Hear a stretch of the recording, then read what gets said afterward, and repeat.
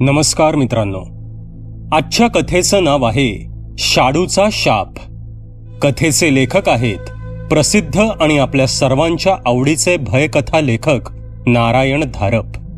मित्रांनो, ही कथा थोडी मोठी असल्याने 2 भागात विभागली गेली आहे. ह्या कथेचे एकूण 2 व्हिडिओज आहेत. कथेच्या पहिल्या भागाला आता सुरुवात करू.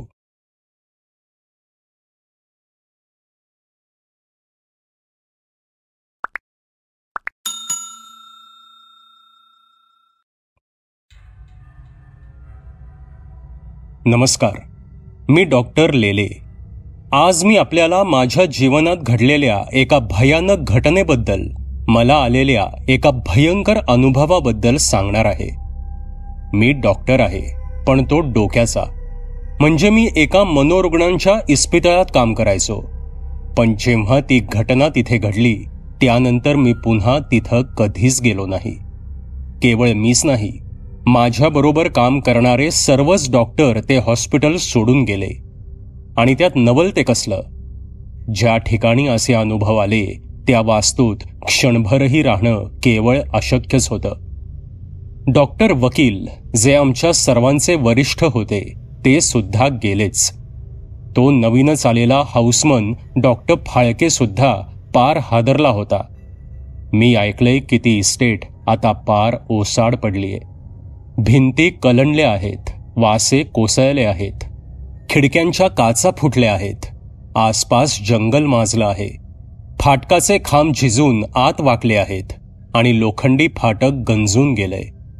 वर पत्र्याची एक कमान होती, तिच्यावर बालबोध अक्षरात रंगवलं होतं, डॉक्टर वकील यांचा बालकाश्रम. त्या पाटीचा तर पत्ताच नाहीये. पण पूर्वी असं नव्हतं. अंगण स्वच्छ होतं, फुलझाडं होती, इमारतीला पांढरा सफेद रंग होता, दारं खिडक्या गर्द हिरव्या रंगाची होती. अंगणात मुलं खेळत असत, पांढऱ्या गणवेशातले नोकर त्यांच्यावर दुरून लक्ष ठेवत असत.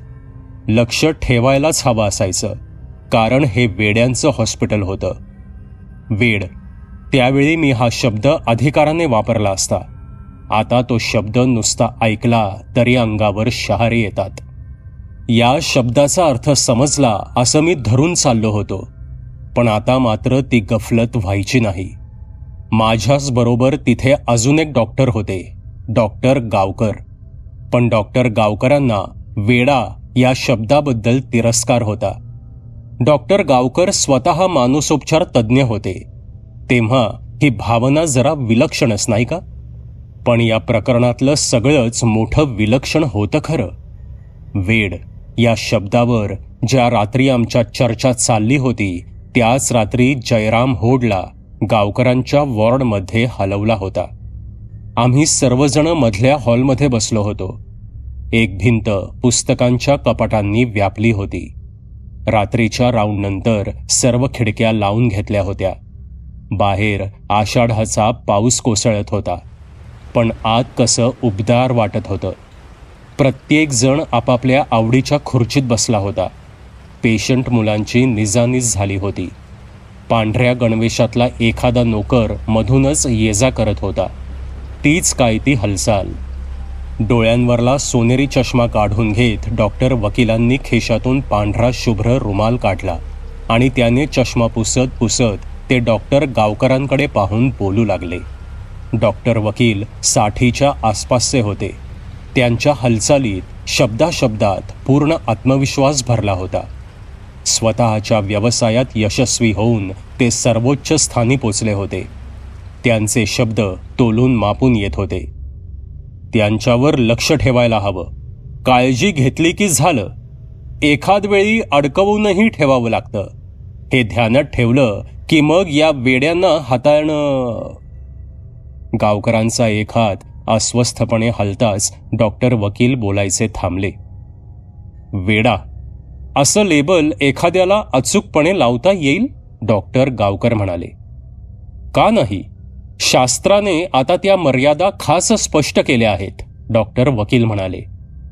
हो? डॉक्टर गावकरांनी विचारलं. त्यांची मान नकारार्थी हालत होती. ते पुढे बोलू लागले. एखादा माणूस केवळ आपल्यासारखा नाही, त्याचं मन वेगळ्या पातळीवर कार्य करतं, केवळ एवढ्याच कारणांसाठी आपण त्याला वेडा म्हणायचं का? शहाणपण आणि वेडेपण, सत्यस्थिती आणि काल्पनिक जग यांच्यातील सीमारेषा इतकी सुस्पष्ट आहे का? आपली पेशंट मुलं गोंधळलेली आहेत, भयभीत झालेली आहेत. त्या सीमारेषेच्या अगदी जवळ पोचली असतील, पण तशी वेळ कधी कधी आपल्या सर्वांवरच येत नाही का? डॉक्टर वकील हाताने रुमाल हवेत हलवत मोठ्याने हसले. छे गावकर, एकदा का असा दृष्टिकोन घेतला की मग शहाणपणा संपतो केव्हा आणि वेडेपणा सुरू होतो केव्हा हे समजायला तरी काय मार्ग राहतो? कोण शहाणा आणि कोण वेडा हे नक्की कळणार तरी कसं? डॉक्टर वकील म्हणाले. अगदी बरोबर, कसं कळणार? गावकर त्यांच्याकडे पाहत म्हणाले. डॉक्टर वकील या सरळ आव्हानाने चकित झाले आणि मग ती गोष्ट हसण्यावारीने ते माझ्याकडे वळून म्हणाले. लेले, काही वेळा वाटतं हे आपले गावकर आत वॉर्डातच हवे होते नाही? त्यावर आम्ही सर्वजण औपचारिकपणे हसलो. वकील आमचे बॉस होते ना. आणि मग विषय बदलत डॉक्टर वकील म्हणाले. गावकर, बोलण्याच्या नादात तुम्हाला सांगायचं राहिलंच. आज तुमच्या वॉर्डात एक नवीन पेशंट हलवलाय. तुम्ही पाहिलं त्याला? जयराम होड म्हणताय होय? हो, मी पाहिलंय त्याला. गावकर सावकाश म्हणाले. हो हो, जयराम होड. मोठं चमत्कारिक नाव आहे नाही? अजून त्याच्यात काही सुधारणा होत नाहीये. कोणीतरी आवत्या नावाचा त्याला सारखा छळतोय अशी त्याची समजूत आहे. या असल्या हटवादी केसेस तुम्ही एकटे चांगल्या हाताळू शकता हे मी मान्य करतो. त्यासाठीच जयरामला तुमच्या वॉर्डात हलवलाय, डॉक्टर वकील म्हणाले. माझी उत्सुकता जागी झाली होती. जयराम होडचं नाव मी आता प्रथमच ऐकत होतो. आता वाटतं ते नाव जन्मात कानावर आलं नसतं तर देवाची कृपा झाली असती. पण त्या रात्री भावी भयानक प्रसंगाची कुठे कल्पना होती? जयराम होड हा कोण? याची काय हकीकत आहे? मी पुढे सरकत म्हणालो. तू पाहिला नाहीस त्याला नाही का? गावकर सिगरेट पेटवत म्हणाले. डॉक्टर गावकर पुढे बोलू लागले. डॉक्टर वकील म्हणतात त्यात बरंच तथ्य आहे. मोठी विलक्षण केस आहे खरी. तसा हा जयराम वयानं लहान आहे. 17 वर्षांचा असेल फार तर. त्याचा पूर्व इतिहास तसा नीटसा माहीतच नाही. तसं घराणं जुनं आहे. त्याला जन्म देता देताच आई वारली. तो वर्षभराचा व्हायच्या आतच वडील सुद्धा वारले. कोणत्या तरी गुप्त पण भयानक घटनेचा त्यांना धक्का बसला होता अशी वदंता आहे. पण खरी गोष्ट कोणासच माहीत नाही. मग हा जयराम मोठा कोणी केला? कुठे झाला? मी विचारलं. आजीच्या घरी वाढला. तीही जरा चक्कर होती. जयरामला वाढवला तो अगदी एकट्याने. शाळा नाही, मित्र नाही. एका प्रचंड जुनाट वाड्यात ती आणि तो दोघेच तेवढे, डॉक्टर गावकर म्हणाले. डॉक्टर गावकर मध्येच हातातल्या सिगरेटच्या जळत्या टोकाकडे पाहत काही वेळ थांबले आणि पुन्हा बोलू लागले. हा एकाकीपणा हेच महत्वाचं कारण असावं आणि शिवाय कसली तरी भीती त्याच्या मनाला सतत छळत असते. बापाच्या मृत्यूलाही हीच भीती कारणीभूत झाली असावी. घराण्याच्या पूर्व इतिहासातील एखादी विलक्षण भयानक घटना. छे, एकाकीपणा, भीती हे तर एखाद्या नाटकासारखं वाटतं. मी सांगतो ही सरळ वेडेपणाची केस आहे. आधीच डिप्रेसिव्ह मॅनिया आणि त्यात ही पर्सिक्युशन कॉम्प्लेक्सची भर पडली, डॉक्टर वकील रागाने म्हणाले. शब्द, नुसते शब्द. या शब्दांनी जयरामच्या भयभीत मनात खोलवर काय उलथापाथी चालल्या आहेत त्या समजतील का? आणि समजा जयरामच्या भीतीत खरोखरच काही तथ्य असलं तर? डॉक्टर गावकर म्हणाले. गावकर, तुम्ही डॉक्टर आहात का मांत्रिक आहात? डॉक्टर वकील उद्गारले. डॉक्टर वकील हे कोटी खातर बोलले असले तरी ती फसली. आम्ही गप्प होतो. तावदानावर पाऊस तडतडत होता. इमारतीतून खोलवरून एक विव्हळण्याचा रडण्याचा आवाज आला. मधलं एखादं दार उघडताच आवाज मोठा झाला.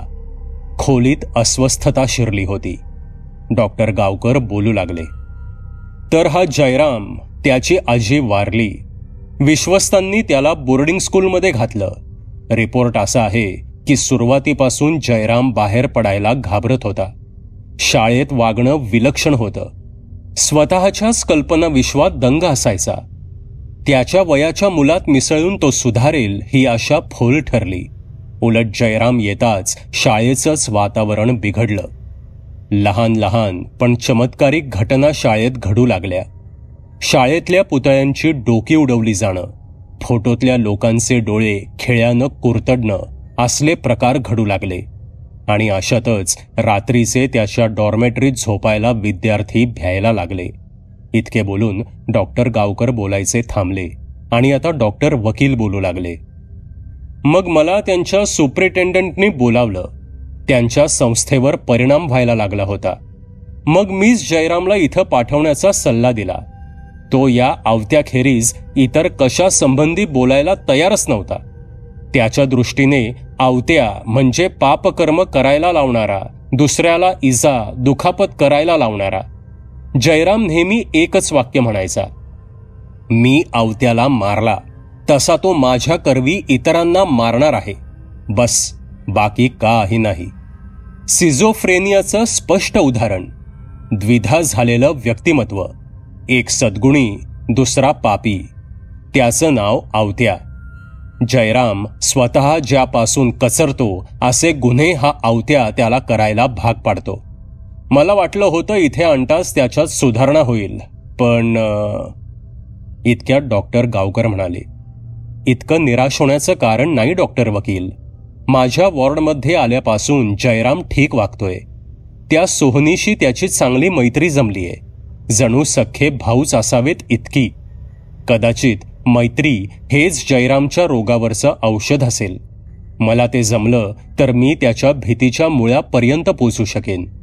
हा आवत्या कोण आहे, जयरामला तो कशाचा संकेत आहे, त्यामागे काय भयानक रहस्य दडलंय हे मला उमजून घेता येईल. कदाचित त्या ज्ञानाच्या आचाराने मी या जयरामला पछाडणाऱ्या राक्षसी शक्तीचा निपात सुद्धा करू शकेन.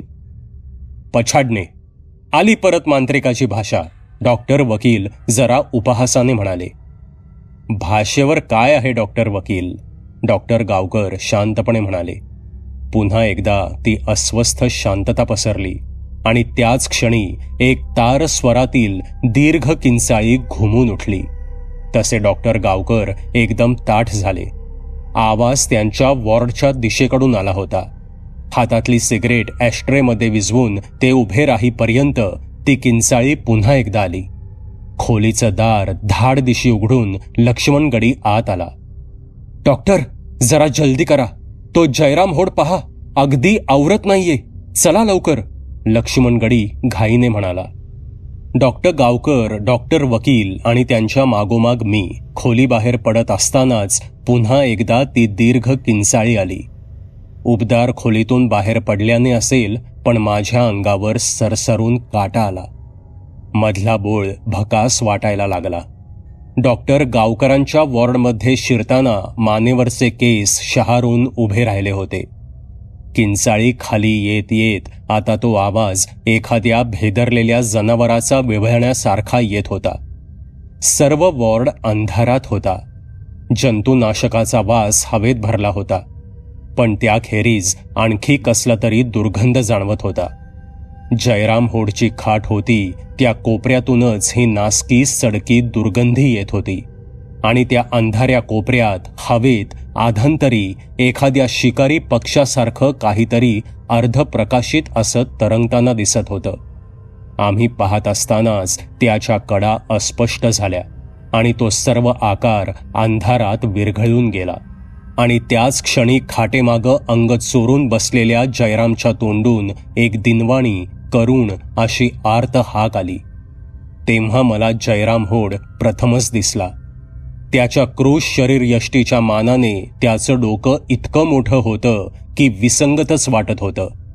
त्याची कृशमान त्या ओझ्याखाली लटपटत होती.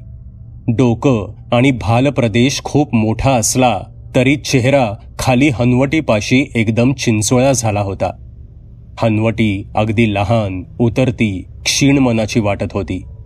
त्याच्या वटारलेल्या डोळ्यात आता एक विलक्षण मरणप्राय भय होतं. तोंडातून लाळ गळत होती आणि जयरामचे अजस्त्र पंजे लक्ष वेधून घेत होते, कारण दोन्ही हातात जुने विटके जाड लोकरीचे मोजे होते आणि ते दोन्ही हात आता त्याच्या गळ्याभोवती सारखे फिरत होते. जयरामचं विव्हळणं हळूहळू कमी होत होत थांबलं, पण त्याची भयभीत नजर अजूनही वरच खेळली होती, जिथे आम्हाला ते काहीतरी अर्धप्रकाशित तरंगताना दिसलं होतं. जयरामचे ओठ हालायला लागले, सावकाश शब्द यायला लागले. गेला गेला एकदाचा, देवाची कृपाच. आता तो मला ते करायला लावणार नाही. आता नाही, गेला तो. त्याच्या डोळ्यांची उघडझाप झाली. त्याच्या डोळ्यांमधील ती अनैसर्गिक चकाकी गेली आणि त्याची नजर इकडे तिकडे भरकटून शेवटी ती डॉक्टर गावकरांवर स्थिरावली. डॉक्टर डॉक्टर असे म्हणत जयराम धडपडत उभा राहिला. पुढे येत त्याने आपले दोन्ही हात गावकरांच्या बाहीवर ठेवले आणि तो म्हणाला, त्याला येऊ देऊ नका डॉक्टर. आवत्याला दूर ठेवा. तो मला नाही नाही त्या गोष्टी करायला लावील. तुम्ही आता आलात तेव्हा तो माझ्या कानात सारखा गुणगुणत होता, मार मार, त्याला मार. डॉक्टर, तो मला या सोहनीचा गळा आवळायला सांगत होता. सोनी? बाप रे! डॉक्टर वकील मोठ्याने उद्गारले. कोणीतरी छतावरचा दिवा लावला. तसे आम्हाला दिसले शेजारच्या कोपऱ्यातल्या खाटेवर सोहनी अस्ताव्यस्त पडला होता. मी झटदिशी पुढे होऊन त्याचं मनगट हातात घेतलं. त्याची नाडी लागताच मी मान हलवली आणि आम्ही सर्वांनी सुटकेचे श्वास सोडले. सोहनीचे डोळे उघडले. नेहमीप्रमाणे त्यांच्यात काहीच भाव नव्हता. चेहऱ्यावर ते सततचं वेडसर अर्धवटपणाचं हास्य होतं. काही नाही झोप तू, मी असे म्हणताच तो डोळे मिटून कुशीवर वळला आणि बहुतेक परत झोपला. बघितलंत, मी सोहनीला हात सुद्धा लावला नाही. आवत्या म्हणत होता त्याचा गळा आवळ, पण मी त्याला दाद दिली नाही. डॉक्टर, तुम्ही सांगितलं तसं मी त्याला दूर ढकललं, पण लागलीच त्या मोठ्या डोळ्यात भीतीची वर्तुळे आली. पण जर का मी कमकुवत झालो की त्याची सरशी होईल, मग तो माझा धनी होईल आणि त्याने मार म्हटलं की मला ते ऐकावंच लागेल. जयराम घाबरून बोलत होता. जयराम, माझं ऐक. जयराम, हे नीट ध्यानात ठेव. जी गोष्ट करायची तुझी खरोखरची इच्छाही नाही, तशी कोणतीही गोष्ट हा आवत्या तुला करायला भाग पाडू शकणार नाही, डॉक्टर गावकर म्हणाले. गावकरांचा आवाज सौम्य पण स्पष्ट होता. जयरामचं डोकं जोरजोराने हललं. तुम्ही त्याला ओळखत नाही डॉक्टर, जयराम म्हणाला. जयराम, ऐक. केवळ तूच तुला काय करायचं ते ठरवू शकतोस, डॉक्टर गावकर म्हणाले. नाही, आवत्या मला वाटेल ते करायला लावू शकतो. तुम्ही ते पेटीतले कागद वाचलेले नाहीत. इतके बोलून जयराम एकाकी बोलायचा थांबला. त्याची नजर आमच्यावर आळीपाळीने फिरत होती.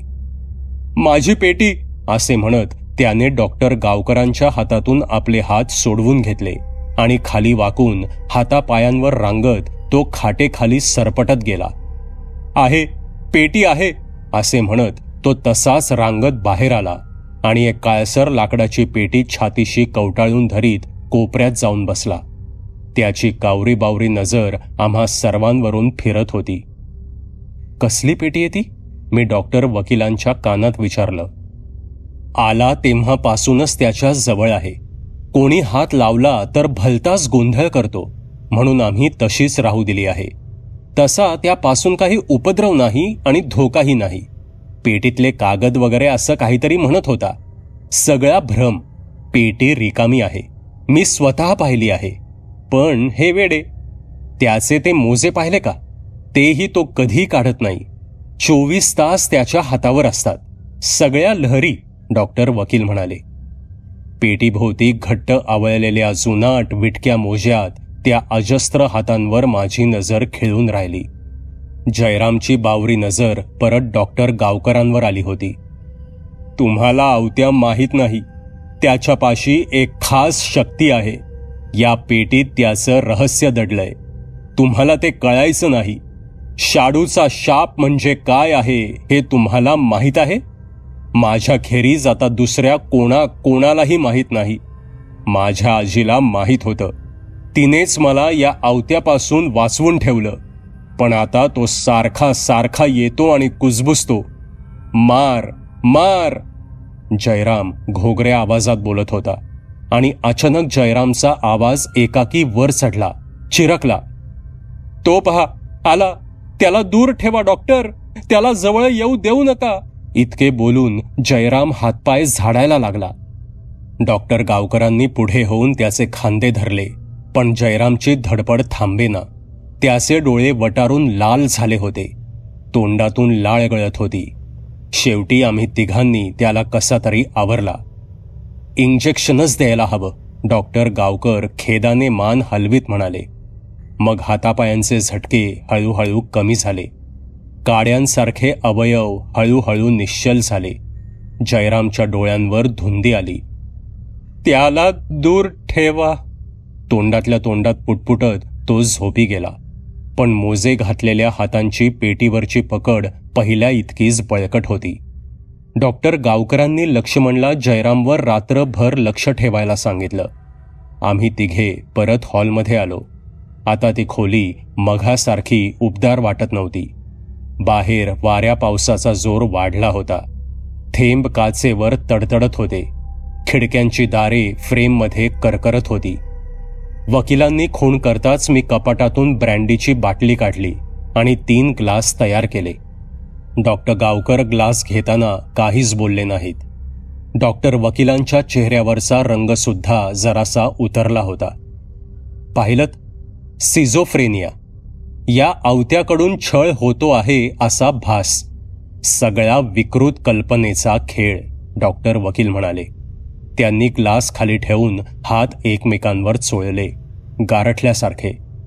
डॉक्टर गावकर काही वेळ काहीच बोलले नाहीत आणि मग अर्धवट स्वगत साशंक आवाजात डॉक्टर गावकर म्हणाले, कल्पनेचा खेळ? मला काही तसं वाटत नाही. त्यांची नजर खिडकीवर होती. खरोखरच त्यांना डोळ्यांसमोर काय दिसत होतं? डॉक्टर गावकर पुढे बोलू लागले. मला तर वाटतं या भीतीचं मूळ कोणत्या तरी सत्य घटनेत असावं. डॉक्टर गावकर यांचे बोलणे ऐकून डॉक्टर वकील एकदम वळाले. कदाचित आपला अस्वस्थपणा लपवण्यासाठी त्यांनी आवाज मुद्दाम चढवला असेल. डॉक्टर गावकर? डॉक्टर या शब्दावर जोर देत ते म्हणाले, आपण डॉक्टर आहोत, वैदू, बैरागी, मांत्रिक नाही आहोत. मान्य. डॉक्टर गावकर मान सावकाश हलवत म्हणाले. डॉक्टर गावकर पुढे बोलू लागले. डॉक्टरांनी अनेक गोष्टींना नावं दिली आहेत, पण ते केवळ शब्द आहेत. त्यांनी काय खुलासा होतो? माणसाची दुष्टकृत्य नष्ट होतात का? माणसानेच निर्माण केलेल्या काही भयानक गोष्टी नष्ट होतात का? नाही. त्या युगांयुगे जागत्या राहतात. आपल्या जाणीवेच्या काठावर वावरत असतात. परत एकदा माणसाला पछाडण्याच्या संधीची वाटच पाहत असतात. या भयानक गोष्टीपासून आपण मागं सरतो.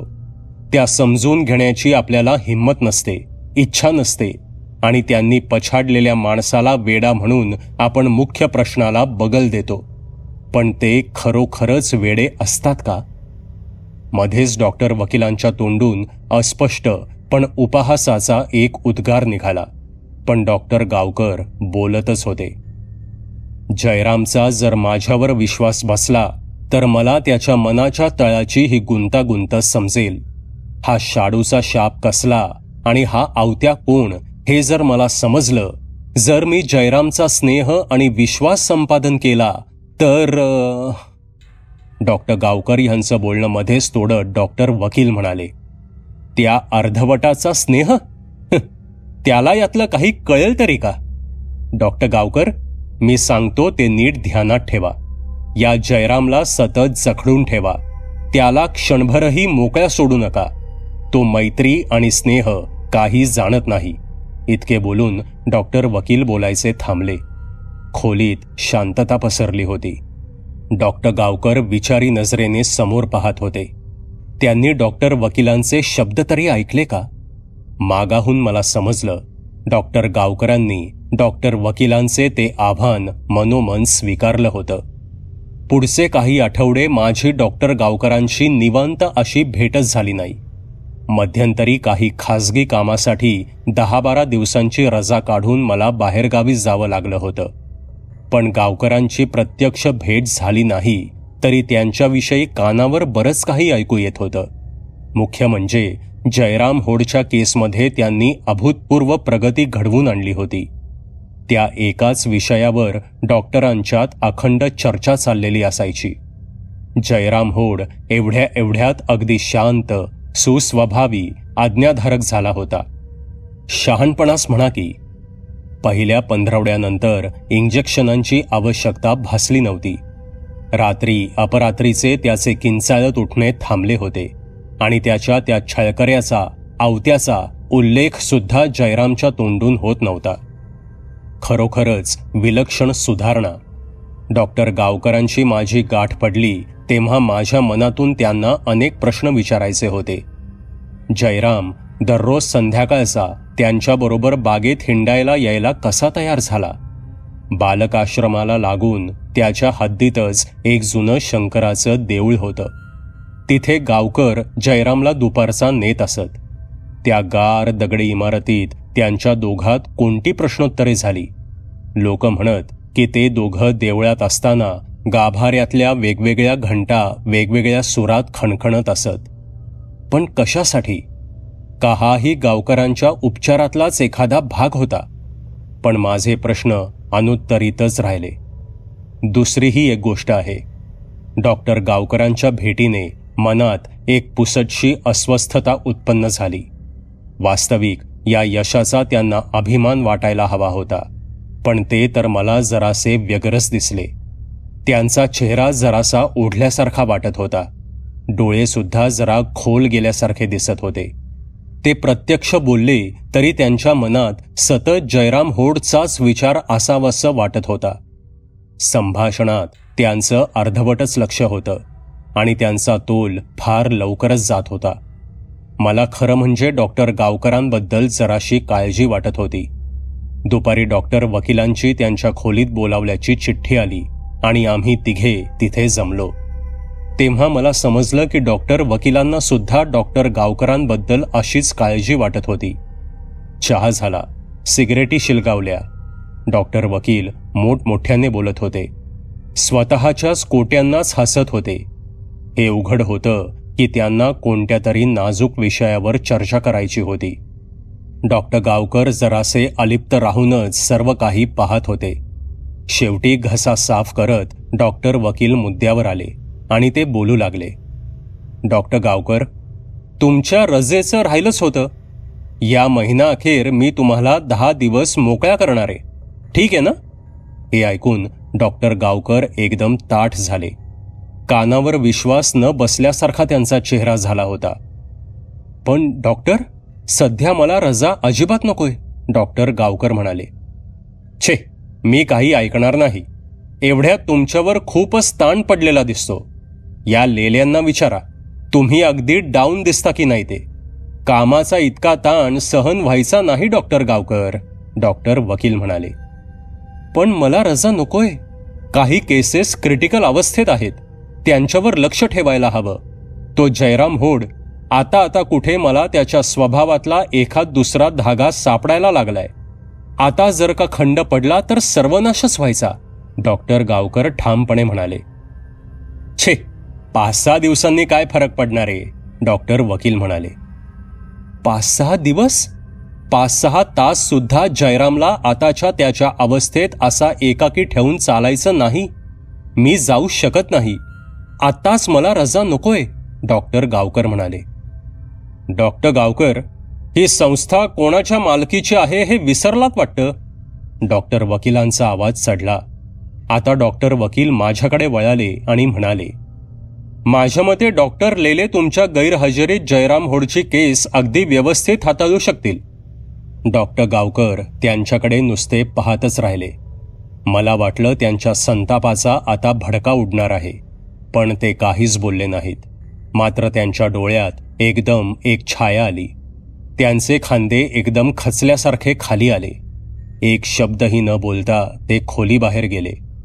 हा माझा एक प्रकारचा अपमान होता, पण मला त्याचा राग आला नाही. डॉक्टर गावकरांना जयरामची केस हातातून सोडायची नव्हती, पण त्यामागे केवळ व्यावसायिक स्पर्धा किंवा मत्सर मुळीच नव्हता. डॉक्टर वकिलांशी त्यांनी घातलेल्या वादामागे सुद्धा त्यांच्या मनातली एखाद्या भावी दुर्घटनेची विलक्षण भीतीच होती. त्या क्षणी मला त्यांच्याबद्दल विलक्षण सहानुभूती वाटत होती. काही करून त्यांना धीर द्यावा असं मनात फार होतं. असाही विचार आला की डॉक्टर गावकरांनी मला विश्वासात घेतलं तर त्यांचीच ट्रीटमेंट मी जयरामच्या केसमध्ये पुढे चालू ठेवेन. पण त्या रात्री हॉलमध्ये त्यांची गाठ पडली तेव्हा संभाषणाची औपचारिक मर्यादा ओलांडायला ते मुळीच तयार नव्हते. डॉक्टर गावकर, मी कसोशीने कष्ट घ्यायला तयार आहे. तुम्ही काय ट्रीटमेंट देत होता ते समजलं तर मी तेच पुढे चालू ठेवीन. सर्वांचाच फायदा आहे, मी म्हणालो. मी परत येईपर्यंत त्याची काळजी घ्या म्हणजे पुरे, ते तुटकपणे म्हणाले. पण त्यांची नजर माझ्यावर वळताच त्या एकाच कठीण नजरेने मी गप्प झालो. ते खालच्या पण अत्यंत समतोल अर्थपूर्ण आवाजात म्हणाले, डॉक्टर लेले, माझं ऐका. जयरामवर मी कोणते उपचार करत होतो हे समजलं तर तुम्हाला आवडायचं नाही. ते तुमच्या शास्त्रात बसत नाही. मी एक सीमारेषा ओलांडली आहे. अशा रेषेपलीकडं गेलेल्या माणसाला अशा काही गोष्टी समजतात की ज्या सर्वसाधारण माणसाला केवळ जाणून घ्यायची इच्छा नसते. पण मला जाणून घ्यायची इच्छा आहे ना. जर तुम्हाला त्या पद्धतीनं एवढं यश मिळत असेल तर मग मलाही. मी इतके बोललोच होतो तसे हातातले पुस्तक फटदिशी बंद करत डॉक्टर गावकर ताडदिशी उभे राहिले. ठीक आहे, ऐका तर मग, ते कठीण आवाजात म्हणाले. मी सांगतो, मी जयरामच्या त्या विलक्षण हकीकतीतल्या प्रत्येक शब्दावर विश्वास ठेवतोय. त्याच्याबरोबर राहून त्याच्या मनातल्या भीतीला तोंड देतोय. त्याला सदा सर्व काळ छळणारा हा अवत्या मी त्याला खरा मानून चालत आहे. जयरामला त्याचा नायनाट करण्यात मदत करतोय. किती चमत्कारिक शब्द. मध्ययुगीन जादू टोण्याचाच हा आघोरी अवशेष वाटत होता. मी काहीच बोलू शकलो नाही. डॉक्टर गावकर उठले. त्यांनी हातातलं पुस्तक टेबलावर ठेवलं आणि माझ्याकडे दृष्टिक्षेपही न करता ते खोलीबाहेर गेले. त्या क्षणी माझ्या मनात कोणकोणते विचार येऊन गेले हे माझं मला सांगता यायचं नाही. क्षणभर तर मला अशीही शंका आली की डॉक्टर गावकरांनीच शहाणपण, वेडेपण यांच्यातील अंधुकशी रेषा ओलांडली की काय. डॉक्टर वकिलांच्या कानावर ही गोष्ट घालून त्यांना धोक्याची सूचना द्यावी का. पण ही भीती आणि शंका यांना छेद देणारे कुतूहल जन्माला आलं होतं. समजा डॉक्टर गावकरांचीच कल्पना खरी ठरली तर. मानवी जाणीवे पलीकडे खरोखरच अशी अस्तित्व असली तर. अशी दुष्ट, घातकी अस्तित्व. जयराम होड सारख्या एखाद्याला जाणवणारी, ज्यामुळे जयराम सारख्यांची गणना वेड्यात होत होती. कुतूहलाची सरशी झाली. मी खोलवर तपास करायचं ठरवलं. दुसऱ्याच दिवशी सकाळी मी माझ्या नव्या रुग्णाला भेट दिली. बोळ आणि खोल्या अंधारात होत्या. सर्वत्र गारवा होता, पण माझे तळहात घामेजलेले होते. डॉक्टर गावकरांचे चमत्कारिक शब्द मनात पुन्हा पुन्हा घुमत होते आणि डॉक्टर वकिलांचे सुद्धा. मला त्या क्षणी वाटत होतं डॉक्टर वकील म्हणतात तेच खरं. हे सारं थोतांड होतं, निरर्थक होतं, पण त्याचा उपयोग होत नव्हता. मनाला धीर येत नव्हता. अजूनही अंगावर शहारा येतच होता. ओठांना कोरड पडतच होती. जयराम होडच्या वॉर्डचा दरवाजा मी उघडला. दार उघडताच आत कसल्या तरी खसखशीचा आवाज आला आणि त्या मागोमाग एखादा लहानसा खटका किंवा चाप लावल्याचा खट असा आवाज आला. जयराम खिडकीत बसला होता आणि ती लाकडी पेटी त्याच्या मांडीवर होती. त्याची नजर कावेबाज, धूर्त वाटत होती. मोठे मोठे मोज्यात झाकलेले हात पेटी भोवती गच्च आवळून ठेवले होते. सबस्क्राईब करा एटी स्टोरी टेलर चॅनलला आणि बेल आयकन दाबून ऑलवर क्लिक करा आमचे व्हिडिओज सगळ्यात आधी बघण्यासाठी.